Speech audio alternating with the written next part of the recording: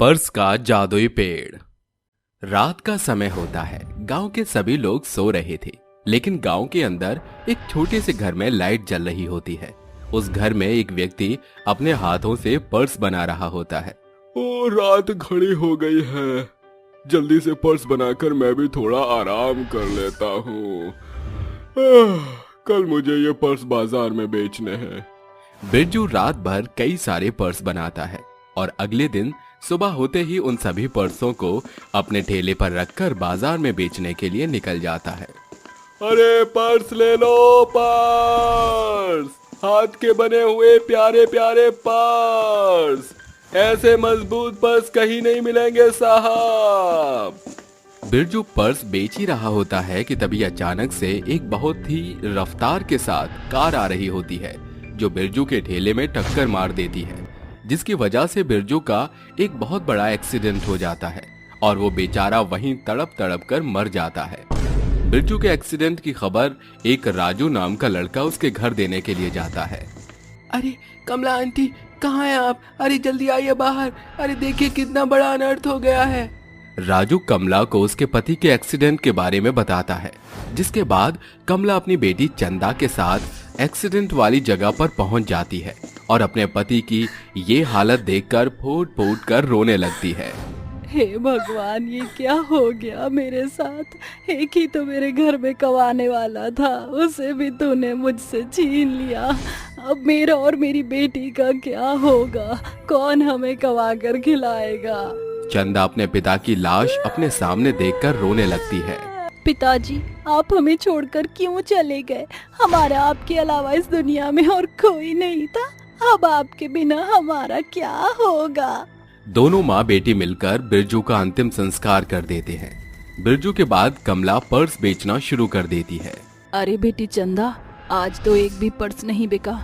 सुबह से शाम तक चारों तरफ घूमती रही, लेकिन किसी ने भी मेरा एक भी पर्स नहीं खरीदा।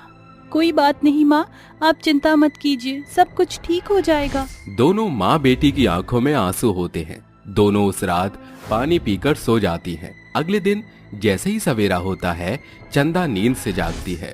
अरे माँ, मुझे रोज सुबह उठाती हैं, आज माँ ने मुझे उठाया ही नहीं। चंदा अपनी माँ के पास जाती है, जिसके बाद वो अपनी माँ का तपता हुआ शरीर छूती है। अरे ये क्या?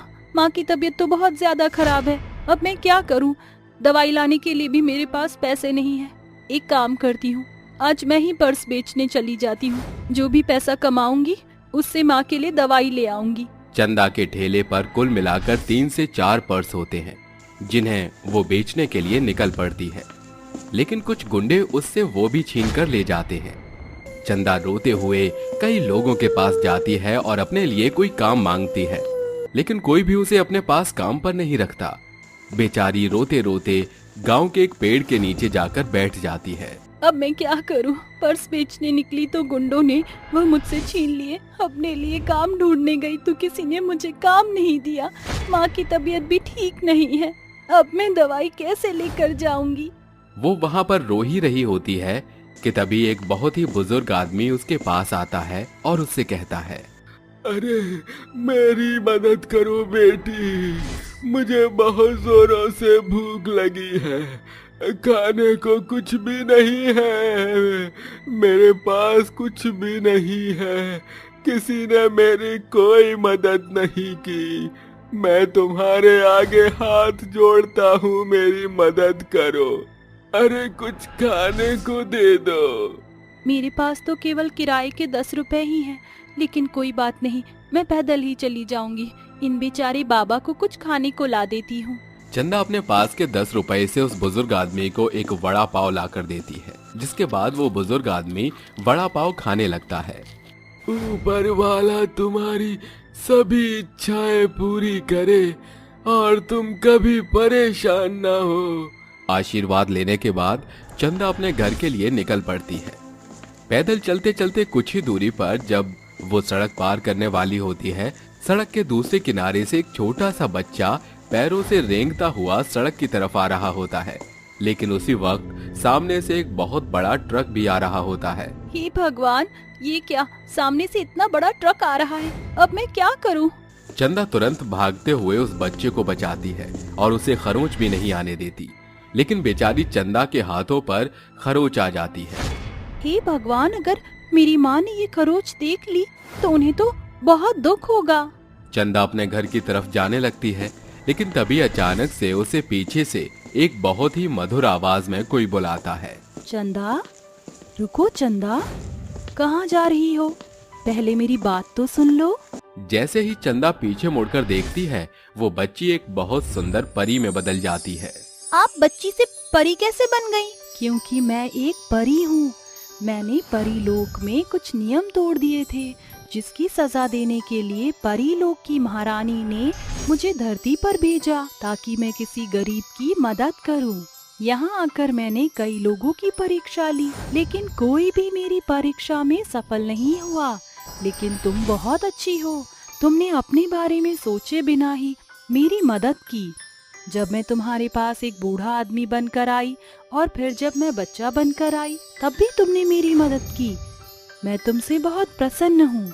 तुम मुझे अपनी परेशानी बताओ, मैं तुम्हारी परेशानी को दूर करूँगी। परी की बात सुनकर चंदा की आंखों में आंसू आ जाते हैं, जिसके बाद वो परी को अपनी सभी परेशानियों के बारे में बताती है। तुम चिंता मत करो, आज के बाद तुम्हारी जिंदगी में कोई दुख नहीं आएगा। जैसा मैं कहती हूँ बस वैसा करना। ये लो, ये कुछ दाने हैं, इन्हें अपने घर के आंगन में जमीन के अंदर डाल देना। उसके बाद उस जगह एक पेड़ उग जाएगा, तुम उस पेड़ से अपने लिए कुछ मांग लेना। परी चंदा को दाने दे देती है और वहां से जाने से पहले वो चंदा के हाथों की खरोच भी ठीक कर देती है, जिसके बाद चंदा उन दानों को अपने साथ अपने घर ले जाती है और उन्हें अपने घर के आंगन में डाल देती है।